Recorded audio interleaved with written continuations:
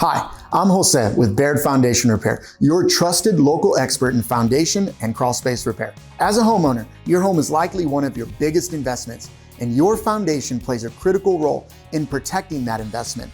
That's why it's so important to recognize the warning signs of potential foundation problems before they become bigger, more costly issues.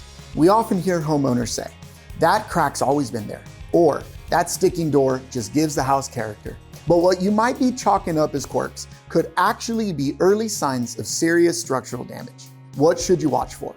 Inside the home, keep an eye out for cracks above doors, windows, or in corners of rooms. Doors that stick, don't latch, or swing open on their own. Windows that jam or are hard to open.